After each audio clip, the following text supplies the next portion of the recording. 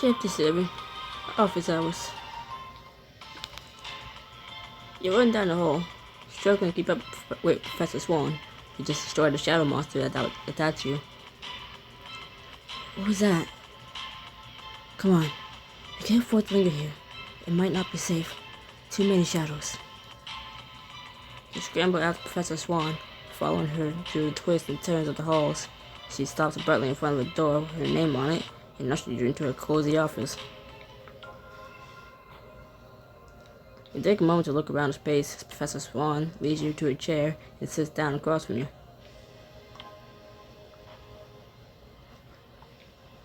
Her desk is piled with various knickknacks and books are stacked in towers on the floor. The star chart shifts and twinkles behind her chair. It looks like you're still in one piece, aside from a few bruises. Good. I never hear the end of it if you weren't. Professor Swan sighs and closes her eyes for a moment. She jolts when she opens them. Oh, I'm Professor Swan, in case you didn't know that already. I teach the Sun Eyes and Moon Eyes here at Pentacast. Can I get you anything? A cup of tea? Or perhaps you need something stronger.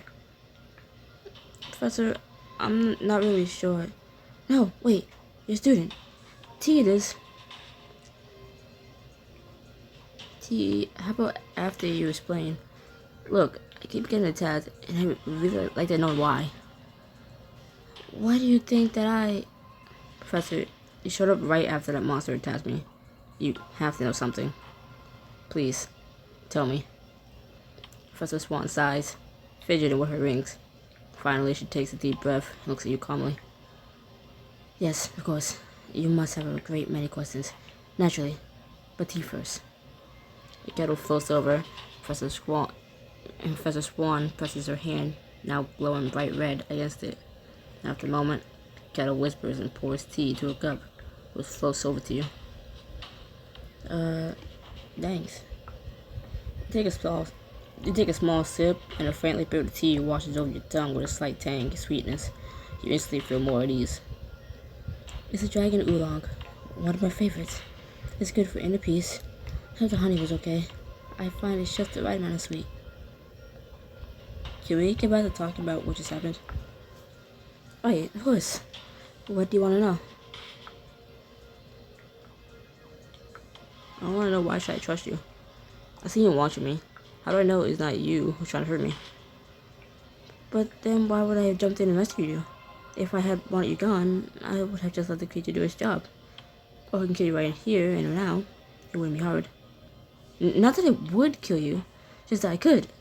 Oh no, that still sounds bad, doesn't it? How would you stop the creature? I use sun magic.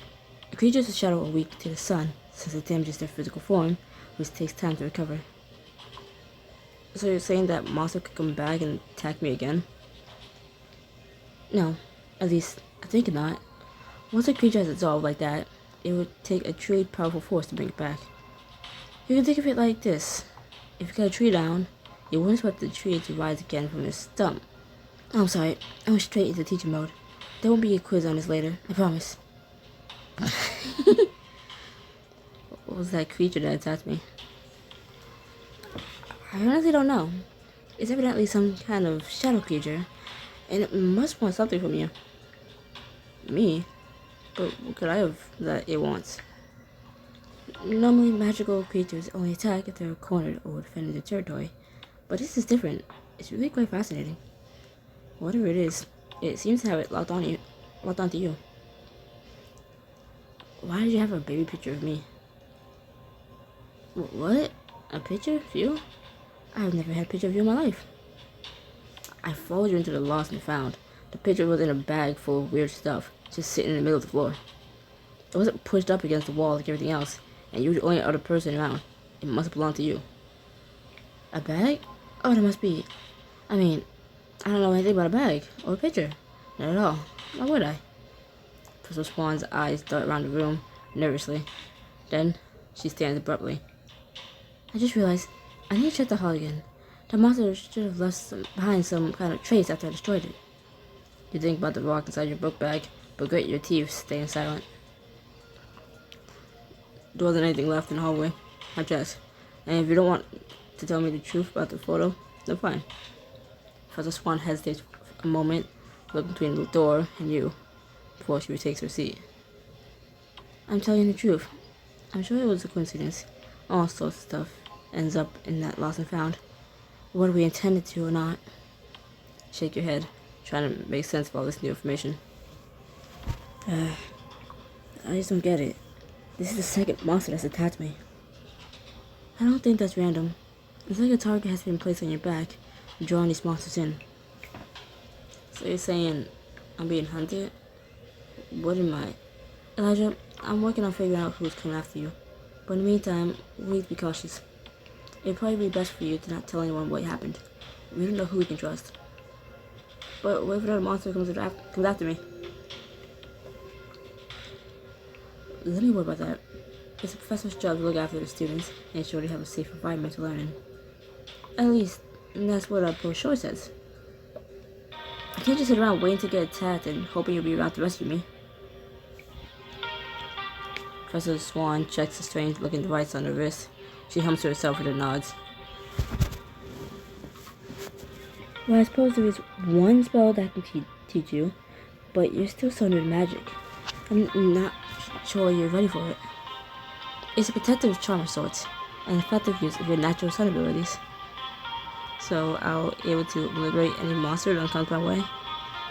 No, the spell I used earlier is far too complex for someone still learning basic mastery of the elements. Think of it more like a shield, a way of protecting yourself should the need arise. But are you sure you're feeling well enough to cast right now? You look rather shaken up. If you learn the spell, you'll be able to defend yourself better in battle. Motherfucker. It doesn't matter how I'm feeling. I can learn the spell. Excellent. I admire your determination, Elijah. Professor Swan stands up and gestures for you to do the same. She sets a pile of books out of the way to clear space. I should just call him Elliot, damn it. Sun magic revolves around using light and time, because the sun gives us light and signifies the passage of time. Now, the spell I'm going to teach you will create a shield by bending the light around you through the observation of time. Bending light through the observation of time? Precisely. Now, pick something to focus on. Preferably something that moves, so you can see it change as the seconds pass. I use my watch, but really, anything will do. Once you have that object, feel yourself in relation to it. See how you interact. Then channel that magic into your arms and... Professor Swan spreads her arms out to the side and then brings them up above her head, clap them together. Solace. Bright, glowing, semi-transparent bubble surrounds Professor Swan's body. It holds for a few moments, then fades. That was awesome. Now, you try. Count the seconds that pass between each breath. You feel your lungs expand in your chest. Push that feeling into your arms, then you spread them out and clap them over your head. Solace. The bubble instantly surrounds you. The warmth settles in your belly. Professor Swan launches a crackling ball of electricity at you. The bubble easily absorbs it, sending sparks flying around the room. Whoa, you didn't say you were gonna try it. You didn't say you were gonna attack me. I need to make sure you were casting the shields correctly, and you did. Flawlessly. Well done.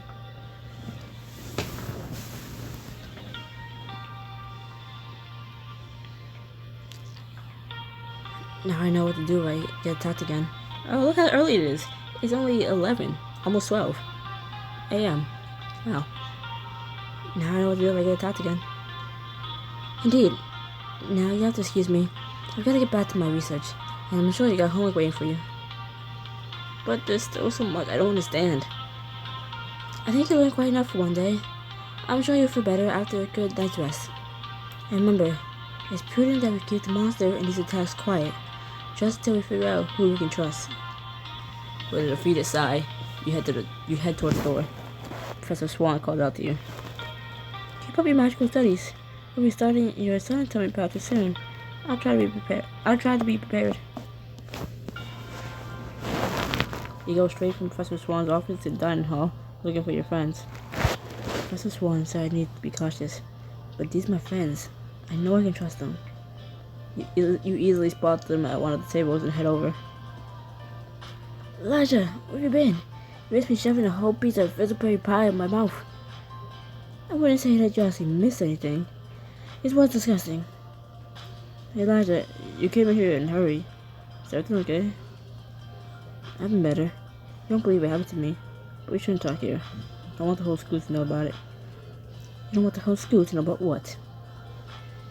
You turn to see Beckett at a nearby table, leaning back in his chair, head inclined toward you. You're like everywhere. Do you just falls around and eavesdrop? You're the ones who are always talking so loudly. I'm still working on a voice for Beckett. As my voice is leaving, I can't really do it, but I'm still trying. Beckett hops and goes back to reading the book. You whisper, we can't talk here. There's too many people. We need to go somewhere off the grid. Somewhere secret. I think I got just a place. Come on, let's get out of here. As you get up from your table, you notice Beckett, still sitting alone. With a sigh, you walk over to him. Well, are you coming? Wait, are you talking to me? Hang on, he's coming with us. Are you sure he should know about, well, all of it? He's coming because he's gonna find out anyway. But the way he follows us around, it's only a matter of time. I was gonna say cute, but like, not in front of everyone else. And that's preposterous. I did not follow. We might as well get over it. Yeah, we might as well get over it now. Who knows? He reads a lot. He's read a lot of books. He might be useful. More like annoying, but I guess there's only one way to find out. I'm still right here, you know. Beckett, are you coming or not? Of course I'm coming. Naturally, that was my intention all along. Beckett scrambles together his belongings and follows the rest of you out the dining hall. Griffin leads you to a deserted section of the building. You pass by a few empty classrooms, then Griffin stops abruptly at the end of the hall. Why is it every time I go someplace with you, you wind up in a dead-end hallway? Earlier on my secret, that's where the cool stuff is hidden. Griffin runs his fingers along the wooden paneling of the wall, searching.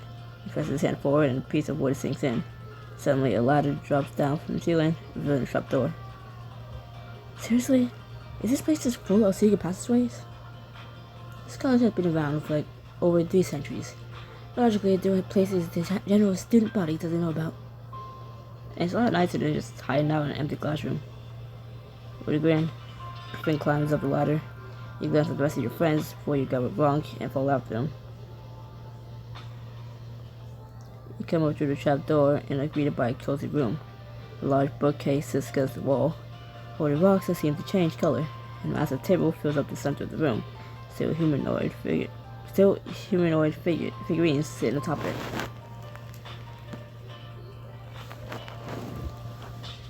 Welcome to the Roost. Wow, I want one. Me too. Imagine this were a secret spa with built-in hot springs. It was just like the one I had back home. I bet Loomis would love all the space to run around. He always gets antsy in my room. Upon speaking his name, Loomis appears from the ether into your arms. You gently pat his head. How you doing, buddy? Feeling better after everything that happened earlier? Sounds like you're just fine. As you let Loomis go, he immediately darts around the room, bumping into one of the bookshelves and making it shake. Loomis, maybe go find some place quiet to lay down, okay?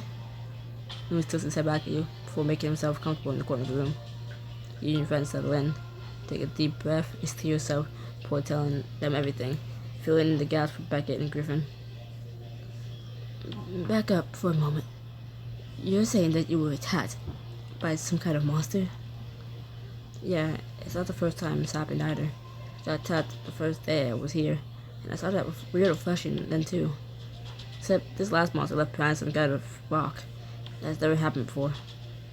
You all sit in silence for a moment, then Griffin clears his throat. When Zeph said you had a sheltered upbringing, I didn't realize you knew nothing but magic. I forget about that. I was right. I knew the creature that showed up on your first day wasn't just some prank. Yeah, it seems that way. Swan thinks I'm being targeted by someone. But who wanted to attack you, Elijah? You must be absurdly They must be absurdly talented if they're getting through the school's wards. Why do you sound so impressed? Do you have any idea who could be behind it?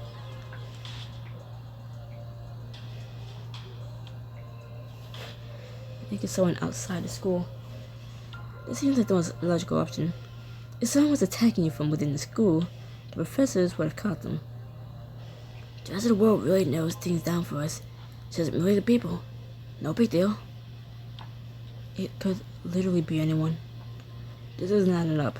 So I said the monsters were after me specifically, but it's not like I did anything. None of this makes sense. There's the monsters, my reflection, and its rock, but there must be something I'm missing. You want a frustrated hand over your face. How am I supposed to figure this out on my own? Shreya puts her hand on your shoulder and smiles at you. Well, you won't be on your own. You have me. And let's be honest, with mental aptitude and business savvy, you don't need much else. Yeah, I might run away with things I've gotten interesting around here.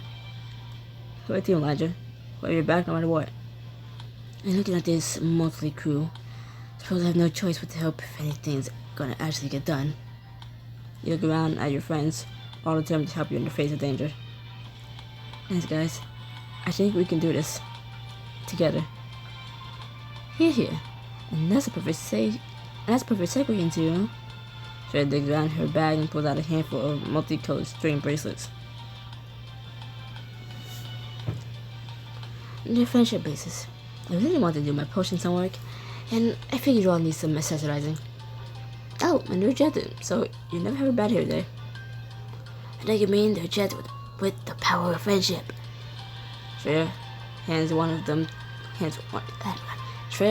the bracelets, then stops from the bracket. His eyes go wide as she gives him one. Yes, this one's for you. You're lucky I was so confident Seth would break his that made an extra. I was gonna say, why would she have one for Beckett? But yeah. You chuckle to yourself and look back at your bracelet. You try to tie it onto your wrist, but it keeps slipping through your fingers.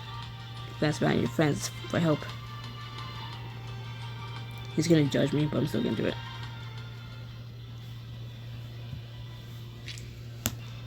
Beckett, can you get me in? Can't you do anything on your own? Oh? Then let's see you put yours on without any help. Beckett tries to tie the bracelet, almost dropping it in the process. He flushes. I just don't feel like wearing it right now. I'm perfectly capable. You roll your eyes and snatch the bracelet from his hand, then tie it around his wrist. His blush deepens, and he looks pointedly away. When you're through, Beckett ties your bracelet on, his fingers brushing gently over your skin. There. Was that so hard? You all gathered around, and Shreya examines you each in turn. Profession. We already look so much better. I'm trying to do a French accent because she is French. So, I don't see why you're making such a big deal over a bracelet. Why not? You snort as Shreya and Griffin laugh. Beckett really shakes his head, pitching the bridge of his nose. We're basically a team now. Everybody in. Wait, what do you team name? But we already have one. It's pen pals. Didn't you read the bracelet? Now we need something we all agree on. Elijah, why don't you do the honors?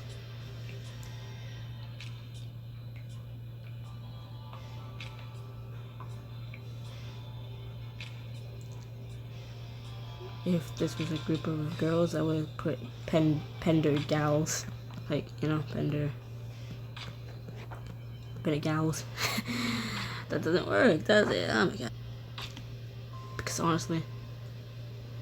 But the bracelets say pen pals. The misfits. I like it. From the corner of the room, Loomis lifts his head. Snake. Snake. Sounds like Loomis likes it too. Griffin holds his hand out, and everyone stacks theirs on top. You all bounce your hands in the center and raise them above your heads. The misfits. Let's be his burst of bubbles. But shouldn't we keep Elijah from getting killed before celebrating? Yeah, good point. Anyone have any idea where we should start? Honestly, do I work around here? We should start in the library. Preferably later, so some of us can get our homework done. Well, let's meet up in the library at 10 then. Your friends head toward the trap door, and as you go to follow, one of the shadows in the corner seems to shift. Oh no. Elijah? Is something wrong? You watch the shadows closely, but the man is stationary. With a relieved sigh, you look back at Griffin, who is still sitting comfortably on the floor. Griffin, aren't you coming? Nah, I'm pretty beat from 2 hours earlier, so I think I'll just stay here, chill out, listen to some of my favorite muses. Muses? Right, I forgot you're not from around here. It's like an autonomous record, I guess, but trust me, it's way cooler. You're all gonna stay. I'll tell you more about my muses. I'll just spend some quality time together. I'm not sure I could focus on my homework even if I tried. Hanging with you does sound like a lot more fun. I bet you I didn't pay for it. Well then, what do you say? Want to stick around and keep me company? I bet you I didn't pay for it. Because I don't care about spending time with Griffin.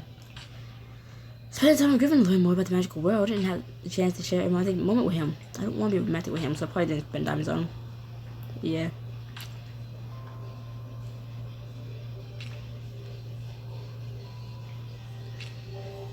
You know what? Fortnite going into sleep mode for the second time. No, you don't have to pay for it, you know. Just cause I'm reading for you people doesn't mean I have to do it. Just after the day you had, I think you deserve some time to rest. You plop down on the floor next to Griffin, taking a moment to look around the room. You smile. Shut up. I paid for it. Shut up.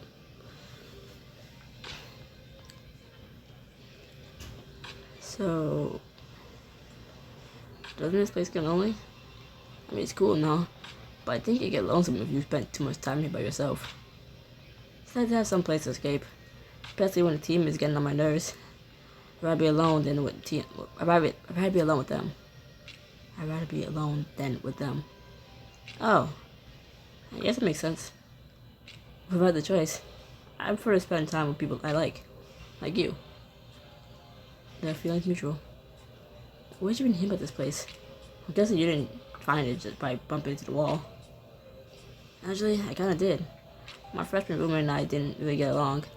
He was up all hours and always partying. Sometimes it's easier to stay out all night rather than try to go back to my room. That sounds miserable. It was, but it all worked out. I was wandering the halls late one night, and I was pretty tired, so I walked right into the wall. Put my hand to catch myself, reached press the switch, and the ladder nearly dropped my head. I've come here ever since. I'm surprised you haven't moved your bed here, or at least installed the TV. I think that'd be a bit excessive. I do have my phone player though. He stands up and returns with a small, intricately decorated music box, a brass horn jutting up from it. You're telling me this plays music? Of course it plays music. This one's by Dream Engineer. They're one of my favorites. Griffin twirls his finger in front of the music box. His exposed gears begin spinning, and music pours out of it as if it were a stereo. Close your eyes and let the soft rhythms wash over you. Slowly, your whole body starts to feel like jello, and everything around you seems to wiggle. Well, does all magical music make you feel this way? No. There's all sorts of different effects, like neon black makes you see really weird hallucinations. The sound of a harp rings out, soft and sweet, with bass underneath it. However, there's a strange, unnatural growling sound every so often. And what's that noise? Is it an instrument? Oh, that's a choral harmonica made by the merfolk. It sounds much sweeter underwater. So what do you think? Do you like it?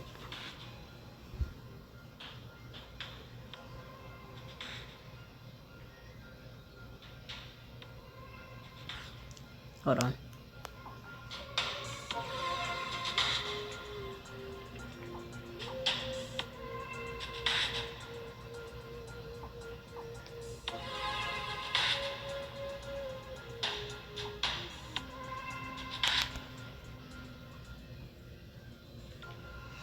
I never felt this relaxed in my life. If I can just melt into the floor and never move, it's great. Can you fix the screen? I can't keep looking at it. Yeah, it's really useful when you're trying to go to sleep. It'll knock you right out. Seriously gonna have to borrow this muse. Or however you borrow magical music. I got your copy, and I'm sure you can find a phone somewhere in Penn Square. Oh, thank God. You and Griffin listen to a few more songs, and just as you find yourself relaxing, Griffin clears his throat. It's only 10. We should probably go meet up with the others. Just as I was getting comfortable, Griffin stands and offers you his hand to help you up. Griffin, I just want to say thanks for letting me hang with you. I didn't realize how much I needed this. Between getting stuck through a portal and getting attacked by monsters, it's like I haven't had a moment to breathe. Bruce is always open when you need the other way. You know, despite getting attacked, the season turned out pretty nice. But you know what can make it even better? Find an info nut monster. Okay, other than that, I don't know. What is it? Why is that emote so damn loud? I had to turn the volume down on my TV. My fan's off, so everything's a lot louder, especially when I turn the TV up to drown out the sound of the fan. Fan. I'll bite just this one motherfucking time. A little romance. Take a step toward Griffin, keeping your eyes locked on his. His lips curl into a smile as he leans closer. Close enough that your breath mingles with his. Then he puts a hand on your shoulder and takes a step back. I want to kiss you so bad right now. Griffin reaches up and brushes his fingers along your cheek. But I don't want our first kiss to just be something to cheer you up. I want it to be a special moment for both of us. Oh, so the one time, and all the times I read this book, it's like probably like the second time, and the one time, second time reading this book, the one time I finally got to give you a motherfucking chance. Do a little bit of romanticism is when you just go, no. Like, oh, okay, fuck you. How shivers. Well then, I'm looking forward to that special moment. You can forget it now, Griffin. Me too. Thanks for keeping me company, Elijah. It's nice having someone I can just relax with. Birds of a feather. Oh my god.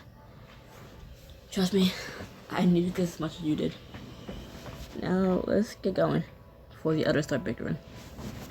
With a laugh, you and Griffin head to the library to meet up with the rest of your friends.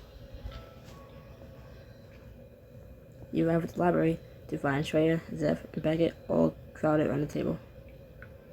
After all time Beckett and I spent in here shelving books, finding what we need should be a breeze. Don't underestimate the library, Elijah. There's all sorts of secrets. So where should we start? The most effective method would be divide and conquer. We should each gather a stack of books that look relevant and skim through them. Griffin and I will handle investigating this rock the monster left behind, and I know a few geology texts that might have the answer. Then Zeph and I will look into the reflection you keep seeing.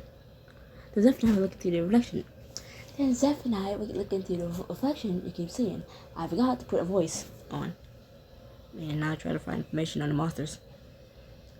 You and your friends split up, head into different sections of the library, and bring stacks of books back to the central table. Spend the next hour poring over books for any relevant information. Hey Shreya, look what I drew next to this unicorn. Is its horn stabbing someone in the butt? Will you two actually focus and quit drawing in library books? We have work to do. What do you mean drawing in library books? You can't be serious. You wouldn't actually. You shake your head as Griffin starts erasing the drawing and pick up an encyclopedia of magical creatures. You flip through the pages, stopping at one with a number of illustrations. I wonder if one of these tagged me.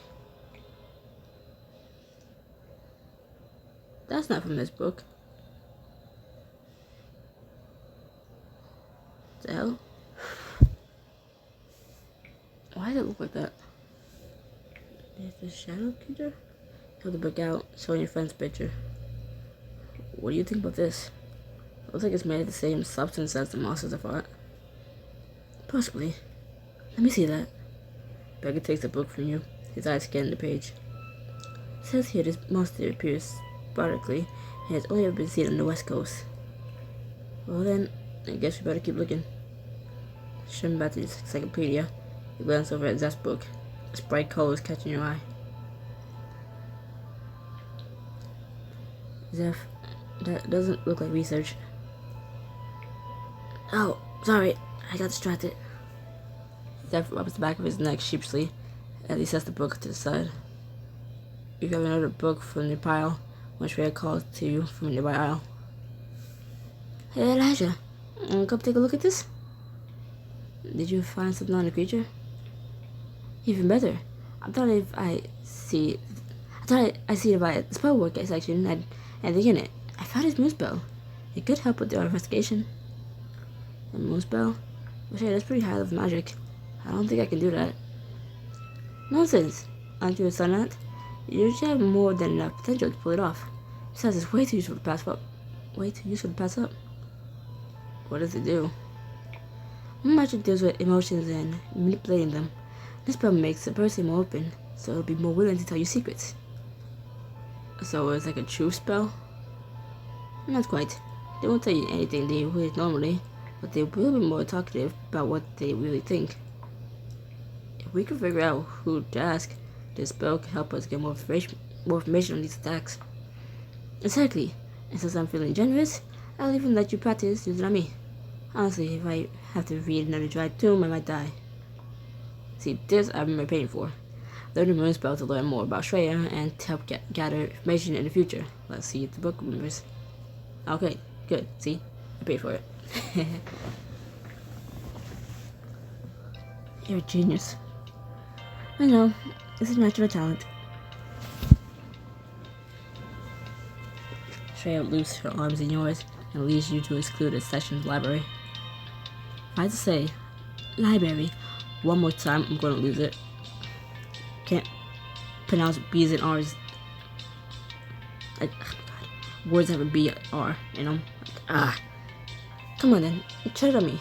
The book says you first have to clear your mind of all emotion. Then, you put your hand on the person's shoulder and stare deeply into their eyes. You take a deep breath, forcing a smile from your face. You watch Shreya, and as you reach for her shoulder, she bats her eyelashes at you. Shreya, quit it. I can't clear my emotions if you're goofing off. What? Am I distracting you? You shake your head and look deeply into Shreya's eyes. As your feelings bubble up, you push them away. The tips of your fingers grow warm as you channel your magic into them, and you touch Shreya's shoulder. Well, do you feel any different? Yeah, I feel like... Elijah, are you really wearing those shoes? What are you taking this morning? They don't go with your outfit at all. I mean, you look so precious when you're embarrassed. I really should teach you more often. Just see that face. It's priceless. At least we know it works. But I'm starting to think this was a bad idea. Don't be ridiculous. I'm having fun. Now, ask me something.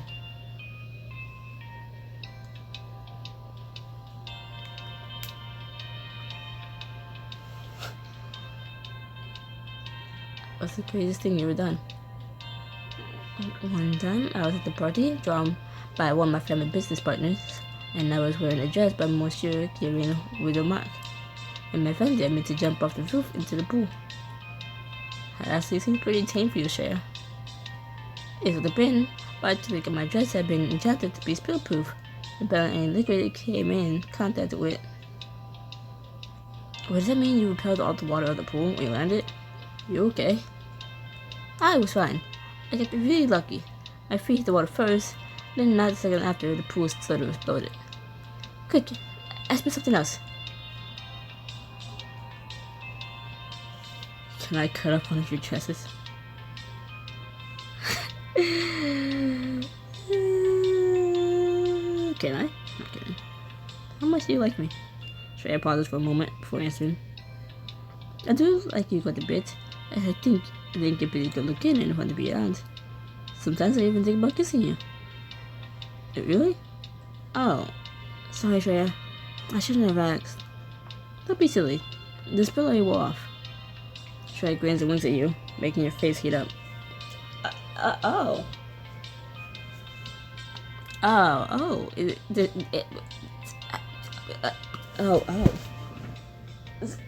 So you were even under the spell when you said that? Okay. That's nice to know. Sure, you're ridiculous. I would argue that I know how to have a good time. After all, I did make this moon spell more entertaining for you.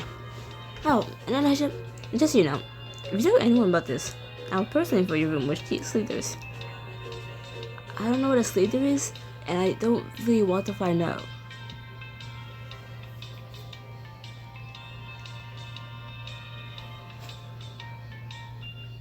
Suddenly, you hear raised voices coming from the table. You and Shreya exchange a look before hurrying back to find Griffin and Beckett arguing. It's the best way for us to... It's not an option. Whoa, what's going on here? He's suggesting a ridiculous... What I'm suggesting, make finding what we're looking for a lot easier. Not funny. What do you mean? I know a spell that summons what the person needs, if they concentrate hard enough. Clean the book the information you're looking for. Still risky. If something goes wrong, it could... I'm fully capable. The spell just involves placing my hand on the forehead of the person I'm casting on.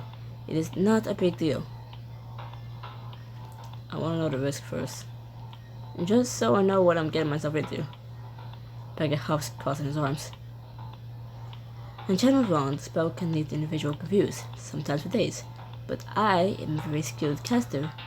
You'll be fine. This will be faster than searching by hand. Griffin opens his mouth as if to protest, then shuts it. He gives you a firm nod. Alright, I think it's worth the risk. Now just think about these shadow monsters you encountered. Beckett reaches out and places his hand on your forehead. Close your eyes and think about the creatures that attack you.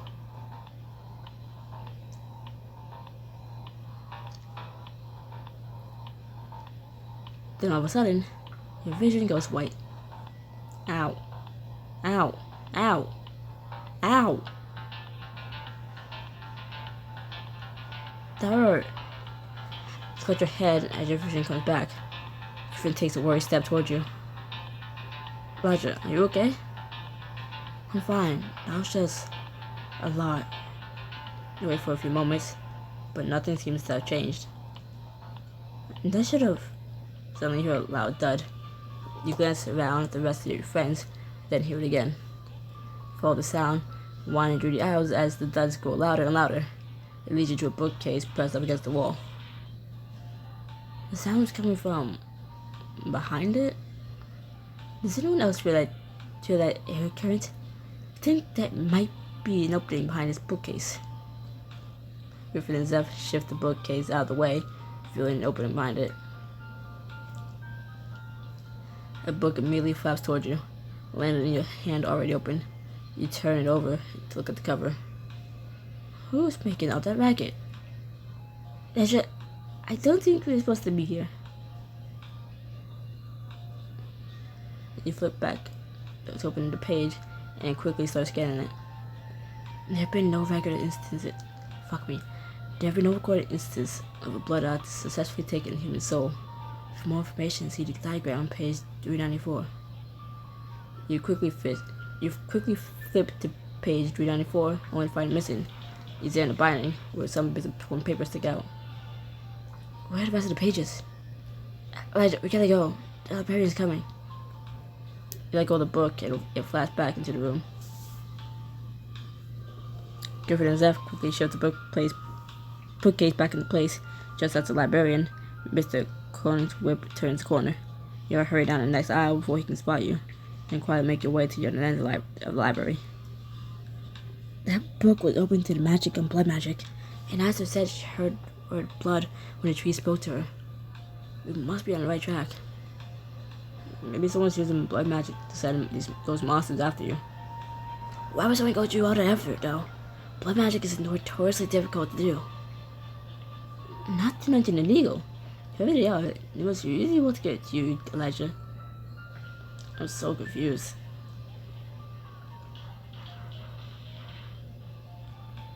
What was on those missing pages? Obviously someone thought they were worth keeping, or worth hiding from the rest of the world. I bet they had a blood magic spell on them, or sketches of a dark ritual. or some kind of terrible curse. Should we try to sneak back inside once the librarian's gone? See if we can learn anything else? I don't know. The pages we need were all ripped out. Maybe there's someone inside? No, fool. If there's anything more useful to us in that book, my spell would have summoned it instead. Which means we should probably go at night. I don't think the library will have any more answers for us.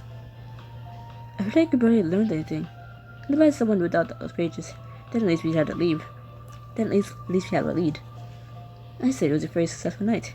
Actually, now we know what type of magic to associate with these creatures.